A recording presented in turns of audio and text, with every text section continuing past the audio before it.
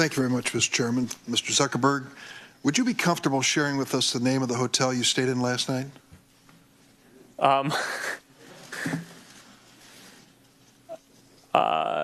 No. If you've messaged anybody this week, would you share with us the names of the people you've messaged? Senator, no, I would probably not choose to do that publicly here. I think that might be what this is all about.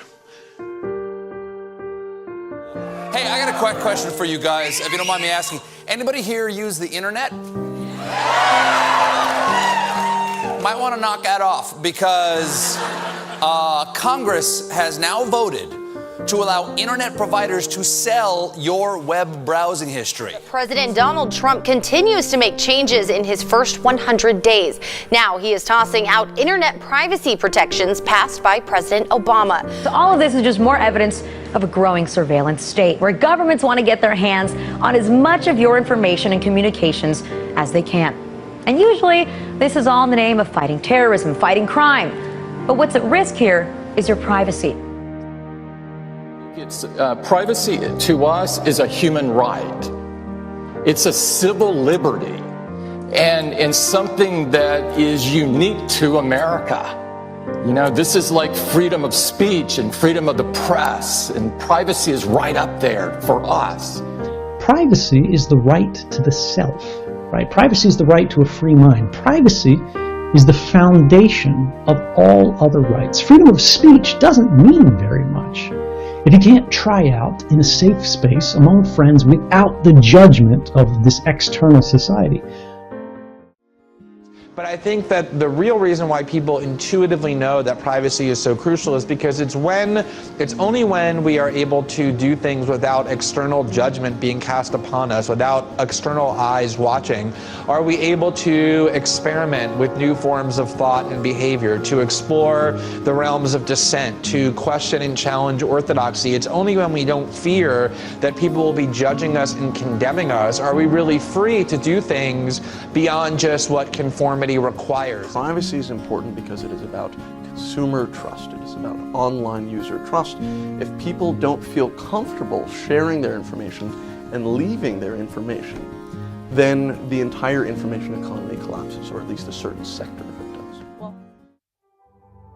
The Circle has really found a way to commodify or commercialize every aspect of people's personal lives. So all of that data, all of that kind of spending money, all of that sharing and content sharing and information sharing, they want to happen on their network.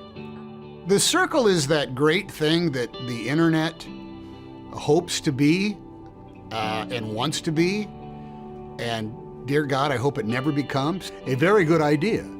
But as a lot of very good ideas, it can translate into living in a totalitarian, dystopia.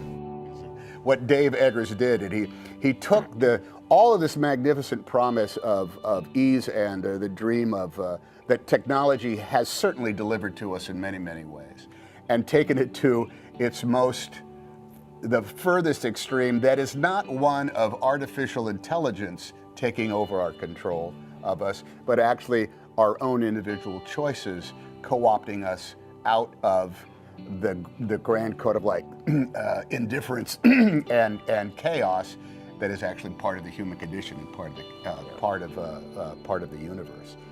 Well, I think it's about today's society. You know, this is not a sort of dystopian future that's a long way off. This is a story that, you know, could be happening now.